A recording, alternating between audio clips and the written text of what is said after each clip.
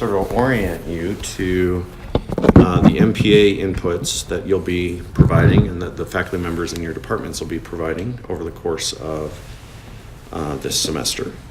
And lay out a little bit of philosophy, lay out the timeline, make sure that you're all sort of understand what this is and why we're doing it. And then I'm going to turn things over to Glenn and Cheryl and Joan, and they're going to help explain how this is actually going to work. So we've basically set up a system within Blackboard that will allow faculty members to provide MPA inputs, and they all work as sort of the Blackboard experts for us here at the Academy, and so they've set up a course in Blackboard that allows us to enter MPA inputs into that system, and so they'll walk you through the nuts and bolts of how that system operates. Okay, so does that make sense? So as background, I assume that you all know about the military performance average system, but if you don't, just as real quick introduction, in addition to a grade point average, every cadet also gets a military performance average, or an MPA. And that is determined by their military performance. Most of their military performance average is determined by things that happen in their squadron. So they take knowledge tests, they have to pass inspections, they get graded on how well their squadron marches. There's all kinds of things that contribute to their military performance. But a portion of every cadet's MPA is determined by input from faculty members. And the rationale is that we as faculty members spend as much or more time with every given cadet than, in some cases, their AOC does. Their AOC is responsible for overseeing about 110 people in the squadron. They may not necessarily interact on a real daily basis with every single cadet. And so we really have insight into cadets' professionalism, how they conduct themselves, all that kind of stuff, in ways that maybe the AOC doesn't. And so there's a portion of every cadet's MPA that is determined directly from DF.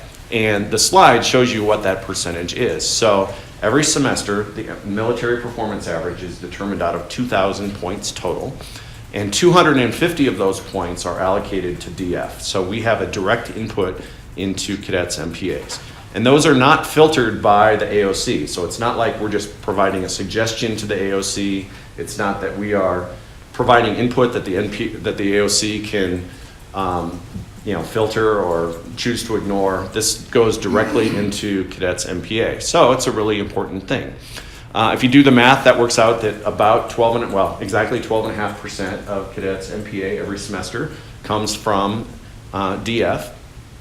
And if you do the math of how this contributes to cadets' overall performance, 5% of the total OPA calculation comes from our contribution to cadets' MPA. So this is an important thing, and we want to make sure that we get it right. Are the other 1,750 points all from their AFC? They're almost all from CW, although there are inputs that come from the airfield and from the athletic department as appropriate as well. So for instance, intercollegiate athletes get MPA inputs from the athletic department. If they're involved in airfield programs, they'll get some contributions from the airfield programs as well. Okay. Things like that. The idea is to try to get this sort of whole picture view of what cadets are like and how they conduct themselves throughout the entirety of the time that they're here. So, as a bit of philosophy, and throughout the presentation today, what I'm going to do is share a little bit of philosophy behind why the system is set up the way it is, and then show you how that plays out. And here's the first bit of philosophy. At least theoretically, MPA and GPA measure different things. Now, in reality, if you go into Q2 and you download people's MPAs and you download people's GPAs, you will discover that they are fairly highly correlated. They're correlated at about 0.4, which by social science standards is pretty high. When we've done this exercise with providing MPA inputs from faculty members, they're actually correlated a little bit higher than that. They're correlated about 0.5. So I say at least theoretically. You can imagine that the same positive work ethic and hard work and so forth that that allows cadets to do well militarily also allows them to do well academically. And cadets who maybe have some problems keeping track of all their responsibilities militarily probably also have trouble keeping track of all their responsibilities academically as well. So it's perhaps not surprising that these two things are correlated, but you can probably also easily imagine, or I can certainly think of cadets that I've had in class who were wonderful militarily, but maybe not my strongest students. And the flip side is also true. I can probably think of some really outstanding students who really didn't have their acts together as much as we might like. And so this is a way to provide them with feedback about their military performance that is separate from how they're doing on your tests and assignments and things like that. So another bit of philosophy is that within DF, we'd like the MPA system to align with existing classroom policies.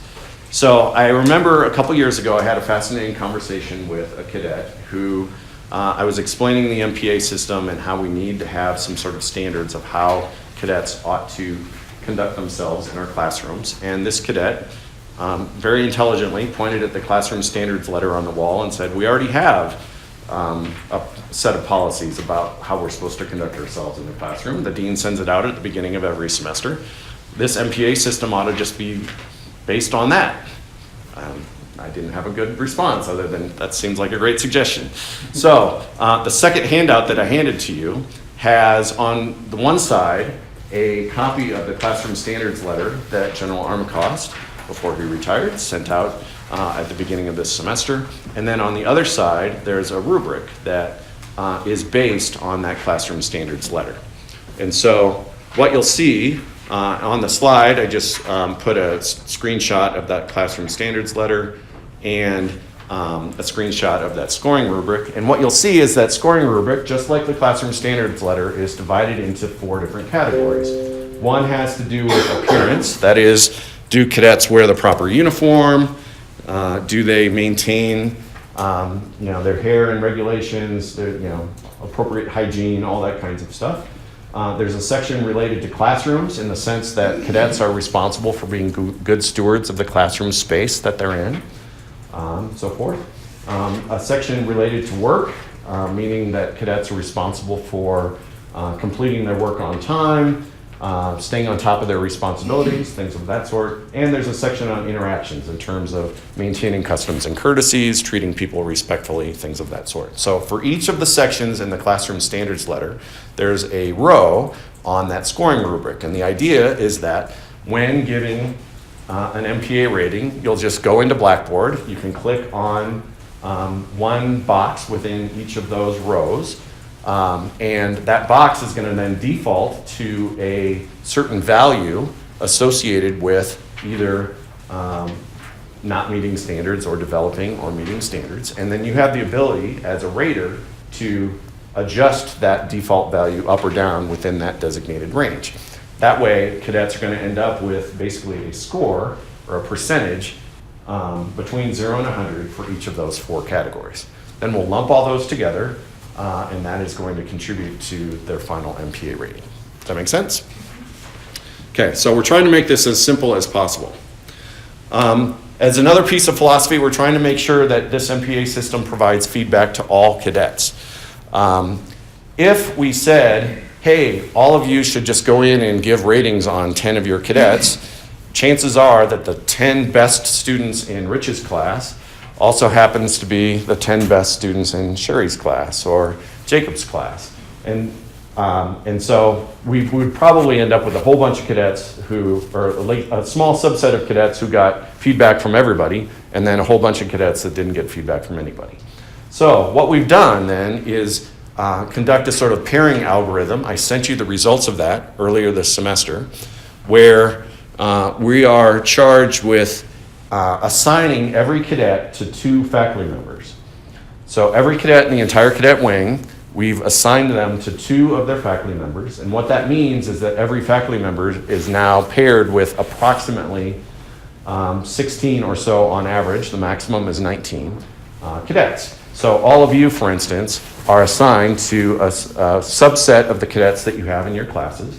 And if you complete all of your MPA ratings and everyone in your department completes all of their ratings, then every cadet is going to end up with ratings from 2 of their faculty members. Does that make sense? The reason we chose 2 is because 1 strikes us as maybe a little unreliable. Maybe a cadet would just happen to get unlucky and get someone who was a particularly harsh judge, or maybe they would get someone who was not quite as critical as others, and so having 2 would allow us to average it out. We wanted to limit it to 2 because if you increase that number to say 3, then that would require greater number of ratings for every single faculty member. So we're trying to balance the desire to have reliable ratings with maintaining a reasonable workload for faculty members. So I sent you this list of faculty cadet matches back on the 13th of September. Meanwhile, the Blackboard team has loaded this into Blackboard such that every single faculty member is going to have a link that they can go to that will call up the list of cadets that they are responsible for rating. And then this last bullet is also important. Maybe it's the case that you have a cadet in your class who, for whatever reason, maybe because they're really, really terrific, maybe because they're not so terrific, you wish to provide feedback on, even though they are not one of your 16 or so that you've been assigned to. Or maybe you interact with cadets outside of your classroom. Maybe you're an OIC, or maybe you do research with someone or something. You have an opportunity to interact with cadets outside of your regular class, and you want to provide feedback on those cadets as well. What we've done additionally, besides assigning you to the 16 or so cadets that you have, we've also created a system where you can go in and rate anybody you want on top of those 16 or so. So if you wish to, it's purely optional, but if you wish to, you can provide additional ratings on any cadet in the entire cadet wing. Okay? Obviously, you should limit those to people that you've interacted with closely and can have something intelligent to say. But that provides you the opportunity to provide ratings beyond just those 16 or so that you were assigned. Does that make sense? Okay.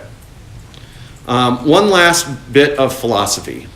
Ideally, we would want these MPA ratings to be fairly reliable. What I mean by that is that one would assume that if a cadet is super, super professional in your class, that he or she is probably relatively professional in other people's classes, right? And so you would expect that the ratings that a cadet gets from one rater are pretty highly correlated with the ratings they get from someone else. In the past, when we've done that, that wasn't necessarily the case. The ratings were correlated, but not nearly as highly as we might think. And so what we've tried to do is take several steps to try to make this process more reliable, to make sure that cadets are really getting ratings that accurately state their military performance in our classes. One way that we've done that is to try to simplify this rubric. So this rubric that you have in front of you is a little bit streamlined relative to what we've done in the past.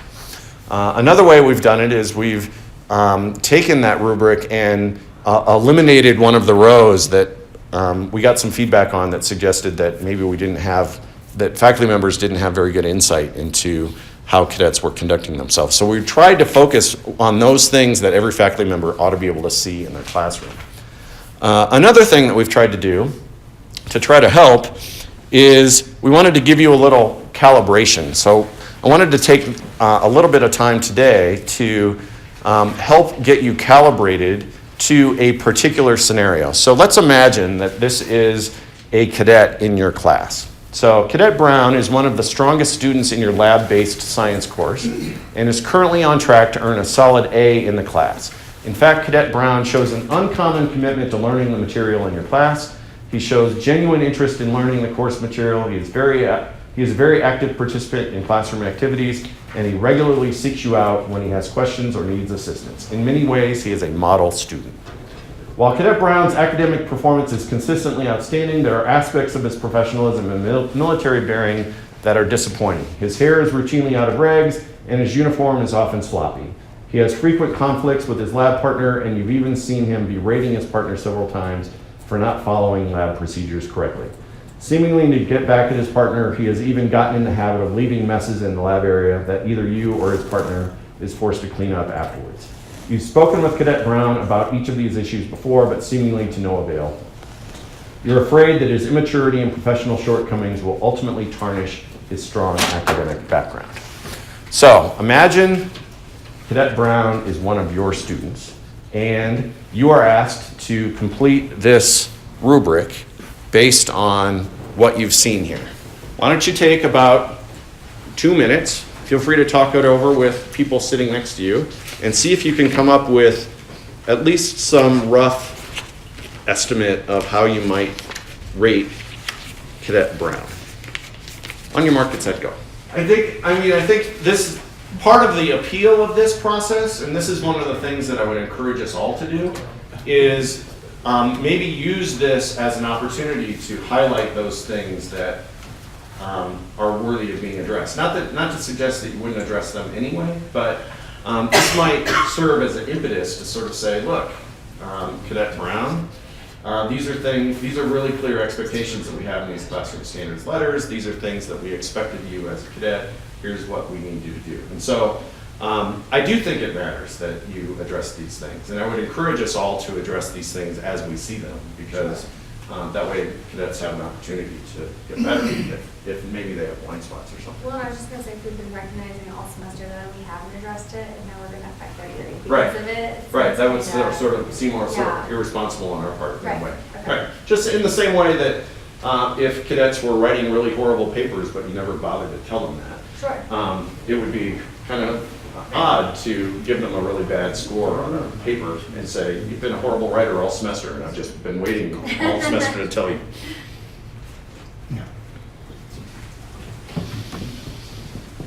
So what do you think? If we were to go through this rubric, oh, thank you very much, I appreciate that. So what do you think? If you were to check one of these boxes under the appearance category, what might you say? Does not, I mean, you have to write, does not meet standard.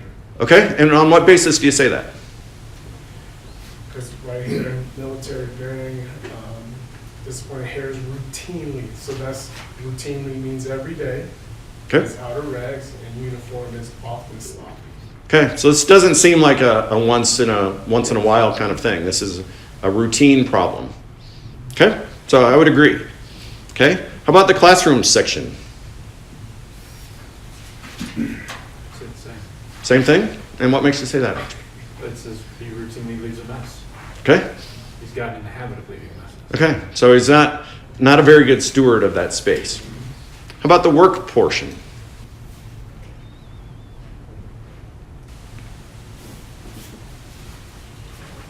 Oh, he's an A student.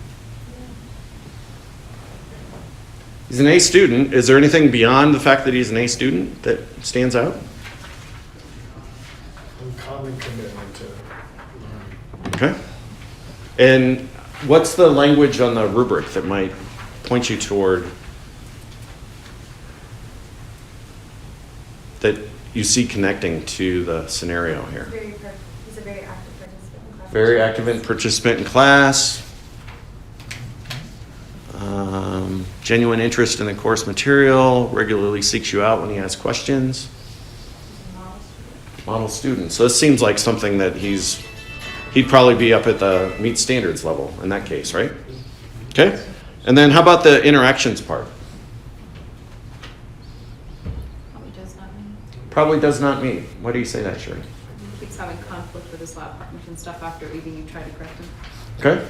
So, he seems to be having conflicts with his lab partner, and it's sort of belligerent almost, it sounds like. And, you have concerns about immaturity and so forth in that regard.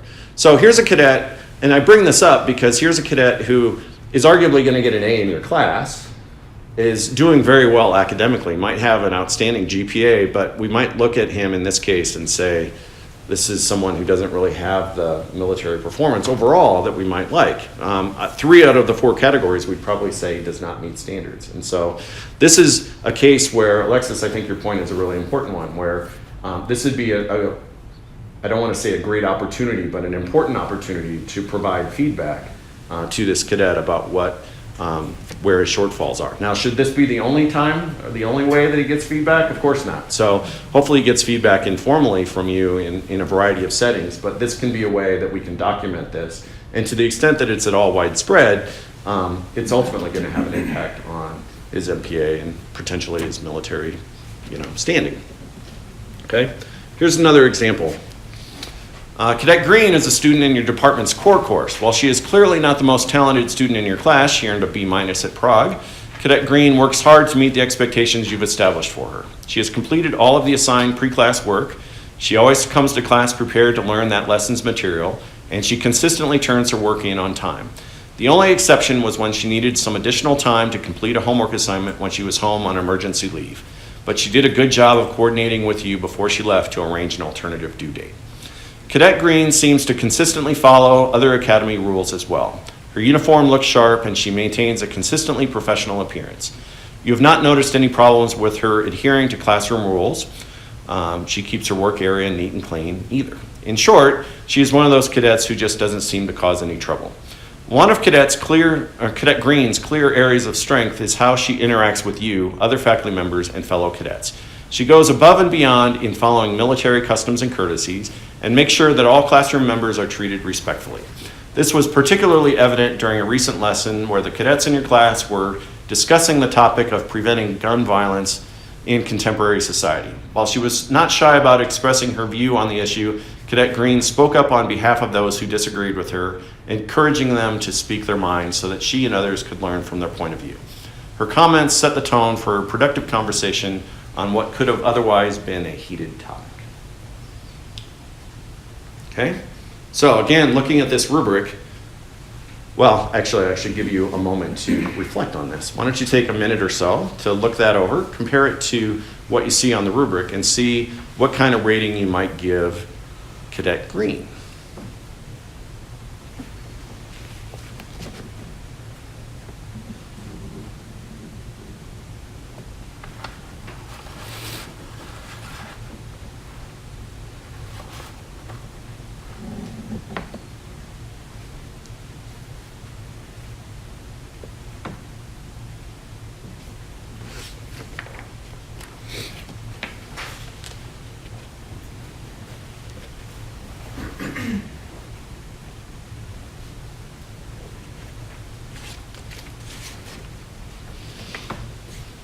So what do you think? In terms of appearance, what might you say? She meets standards across the board. So you think, so she just meets standards across the boards? Yeah.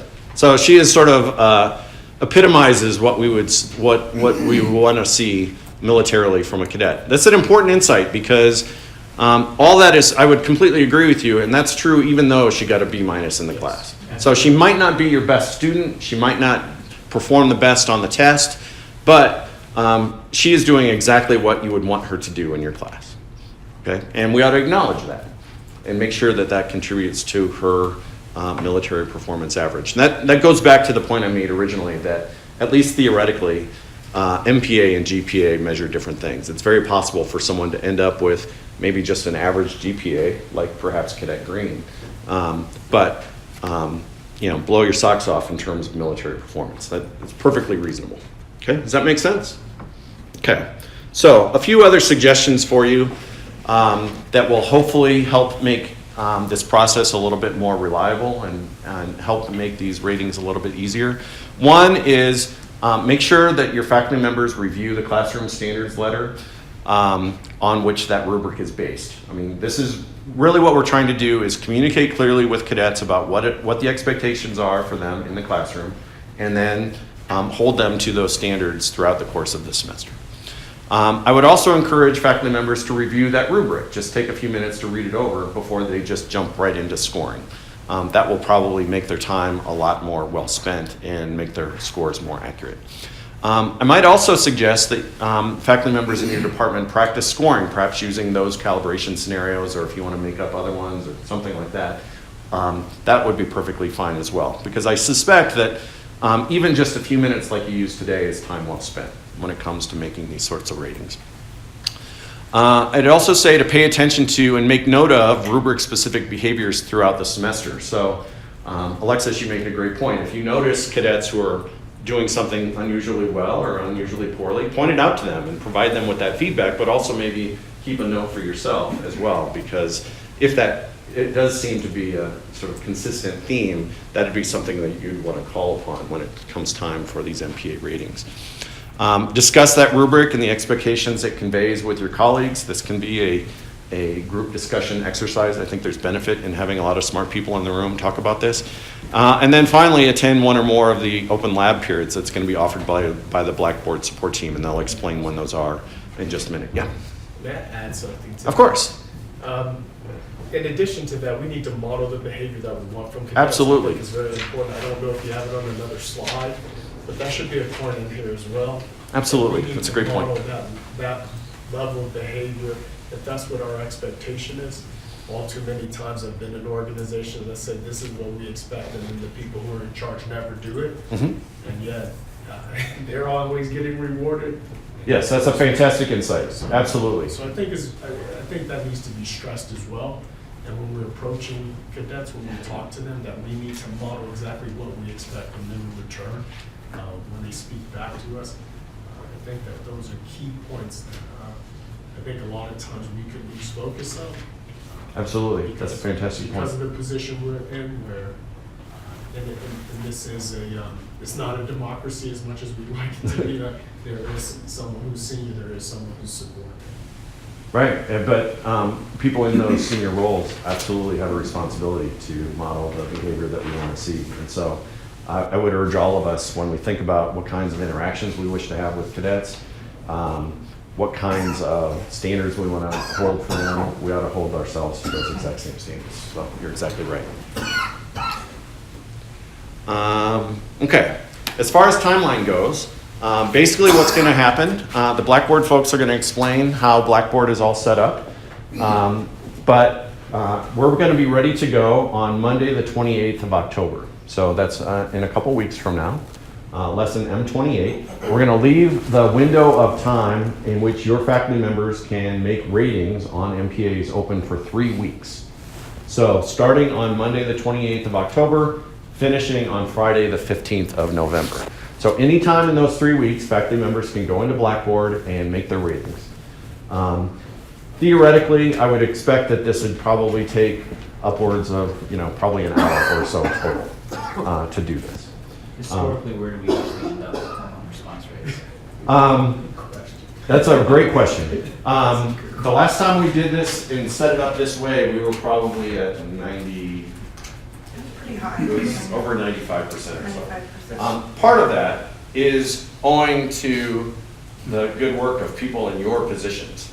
Because what's going to happen is at the end of the first week on November 1st, I'm going to send you, the Blackboard folks are going to do a data poll to see how many ratings are in the system. I'm going to forward that along to you and say, hey team, we're at 10%. To be honest, it will be lucky if we're at 10% at the end of the first week. But I'm going to say, hey team, we're at 10%. Please, beat the bushes with the faculty in your department. At the end of the next week, I'm going to send you another data poll, and it's going to say, hey team, we're at 25%. Now is the time to put the pedal to the metal. And then that last week, the 11th through the 15th, I'm going to send you these regularly, maybe even every day. Like, hey team, we're now at 52%. Hey team, we're now at 68%. Hey team, we're at 74%, and so forth. So I will provide you with that feedback, but I'm going to ask you to reach out to the folks in your department to sort of follow up if they haven't done that. And will we know the names or just the percentage? You will. So I'll just send you like the raw data that we get directly out of Blackboard, so you'll know who's been in and who hasn't. Yeah. So I guess this is my own ignorance. I understand that in the examples that you did, that they used information that they got kind of throughout the semester based on repetitive behaviors. But are you suggesting that potentially on 28 October, you can go in and input all of yours in? I am Or suggesting is it- that. Yes. Yes. Okay. All right, so it Yes. should be based on the interaction for the whole semester, not Correct. just during the reading period. Correct. Ah. That's exactly right. So that's a great question. So the idea is that this is their military performance average for this semester.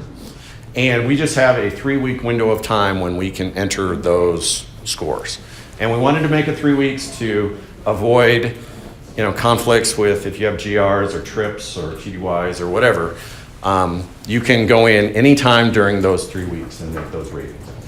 Also, to head off another question that sometimes comes up, after the 15th, we are going to take all of the data out of Blackboard and ship it over to CW, where they are going to do the machinations and calculate cadets' overall MPA for the semester. And then cadets are going to end up with their MPA of whatever at the end of the semester. They will at one point be able to, or at some point be able to see your individual ratings, faculty members' individual ratings, but it won't be until the 9th of December, which is the first day of finals period. I bring that up because cadets have the opportunity to provide feedback to you as faculty members, and people have raised a concern in the past that cadets may use that opportunity to strike back at people who provided them with negative feedback about their professionalism. So we're intentionally releasing this after that data has already been collected. Okay? So you can let your faculty members know that as well. Jerry, did you have a question? Where on Blackboard will this be located? Because I don't think we discussed it. That is an outstanding transition to the next part of. Right now, and I'm like. That is an outstanding transition. How do we get from this philosophy that we've laid out to Blackboard? How do we find it? How does this work?